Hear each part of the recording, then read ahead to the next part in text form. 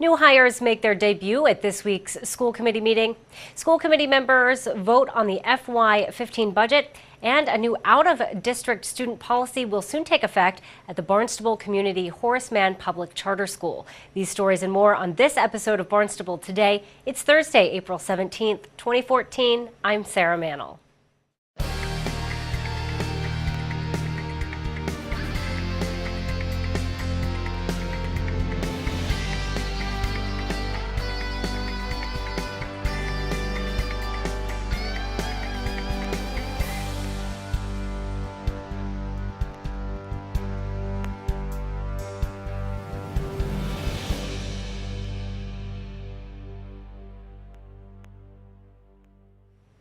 The Barnstable Community Horace Mann Public Charter School has a new policy for out-of-district students. The school's original policy was incorrectly approved by the State Department of Elementary and Secondary Education.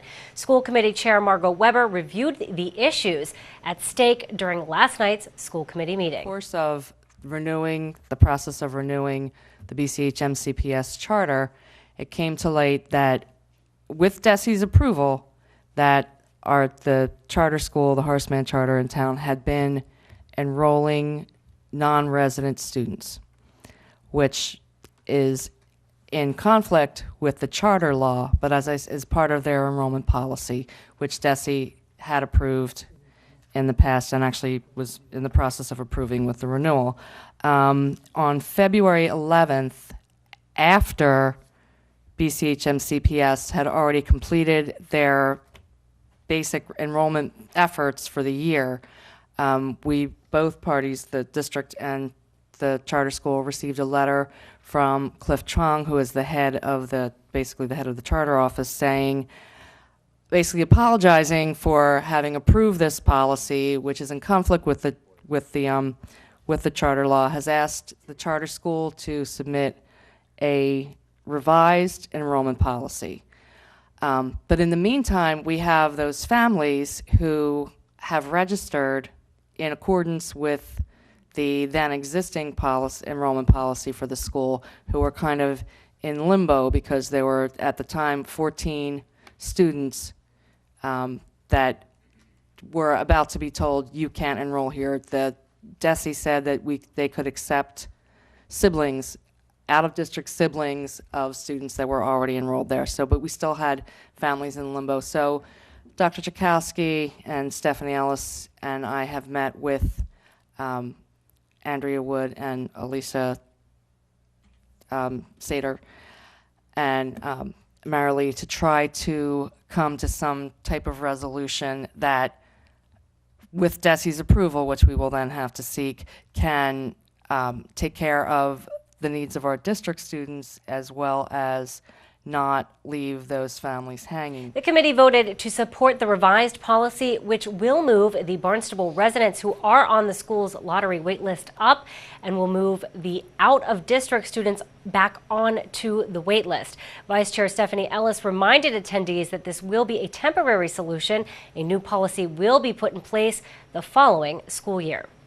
Superintendent of Schools Dr. Mary Chakowski introduced two new principals to the committee during last night's meeting. Mary Sullivan was selected to become the principal at Barnstable United Elementary School. I am so excited. I just told the teachers that are sitting with me, they were sitting over there, and they said, we'll come sit with you. So I'm just in awe over them as well. I'm so excited to be part of this district. This is such a huge change for me. It's a different population. It's an inspiring group of students. I mean, I sat here and listened to the student envoy, and I'm thinking, this is so wonderful that they're a part of this committee meeting.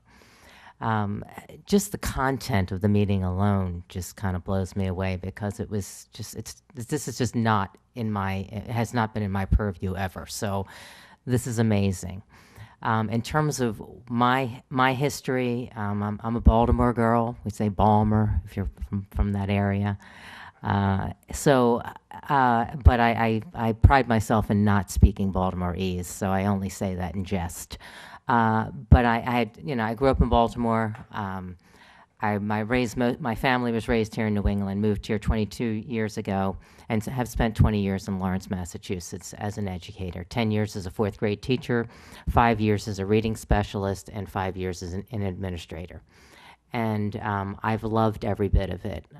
Those of you who had the opportunity to come see my school, you can see how much I love what I do, and I love the children. And so I have 4 of my own, so you know I love children. I came from a family of 9, okay? You know, they were dynasties back in those days. You don't hear about those anymore. So I just have this, this passion for learning, and some of the buzzwords that I've heard this evening, which I use on a regular basis, distributive leadership, shared leadership. These were my takeaways from NISL. I was part of the cohort, one of the cohorts in Lawrence, and so I feel very fortunate to have had that opportunity to have some professional learning that was of such a high caliber. I'm very thankful for all of the members of the search committee and Dr. Chakowski for appointing me to this position. I was overwhelmed by the unanimous vote by the group at the daunting task of walking into a room with 11 interviewers, but they were the most welcoming group you ever want to meet. Dr. Chakowski also introduced Barnstable Intermediate School's Vice Principal, Jim Anderson, who will be promoted to Principal. Unlike Mary, I have been a lifelong resident of Barnstable.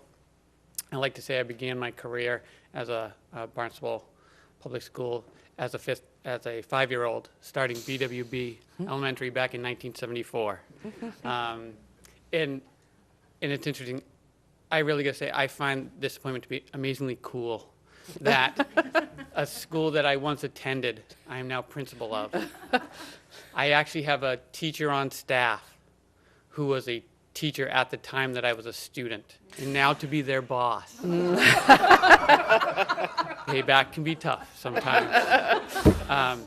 But it really is an exciting moment. But the weight of it I hold very dear. And as Mary mentioned, to see the level of commitment from our teachers that we have, to see the great students that travel through Barnstable and what we owe them so they can reach their goals. And at the middle school level is not a time to let that drop at all. It's an inspiring time for our students as they step into their high school careers.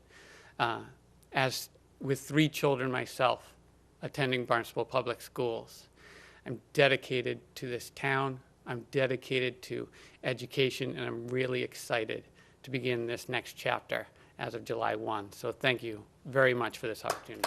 Both Anderson and Sullivan will begin their new roles July 1st. The budget was also a focus for the school committee last night. The committee reviewed the fiscal 15 budget requests. The committee voted to approve all items presented. The budget will now go before town council for final approval. Now let's get a look at sports with Brenna McCubry. Good afternoon, Barnstable. I'm Brenna McCubry, here to bring you the latest on New England and Red Raiders sports. The Boston Celtics ended their season last night after losing to the Washington Wizards 118-102. The Seas will not be moving on to the postseason playoffs. After a long 14-inning game, the Boston Red Sox came out with a win over the Chicago White Sox 6-4. The Sox will play again tonight in Chicago for an 8-10 start. The Boston Bruins will begin their quest for the Cup as their series with the Detroit Red Wings begins tomorrow night. The first game of their Stanley Cup playoff series will begin at 7:30 at TD Garden. Over 1 million spectators are anticipated for this year's running of the Boston Marathon on Monday, April 21st. The city rallies after last year's tragic events, and 10,000 additional participants have been added to the race. Taking a look at Red Raiders sports, you can head over to the Barnstable High School turf for a tilt under the lights. The boys varsity lacrosse team will face off against Archbishop Williams at 6:30. That's all this afternoon for National and Red Raiders sports. Here in Barnstable Today, I'm Brenna McCubry. Well, be sure to tune in to our hour-long news program, Barnstable This Morning, weekdays at 7 a.m. On tomorrow's show, we'll have our arts and culture segment. We'll talk to Sandy Neck Beach Park manager Nina Coleman about a new osprey pool in West Barnstable, and we'll have all the news and information you need. For Barnstable Today, I'm Sarah Mannel.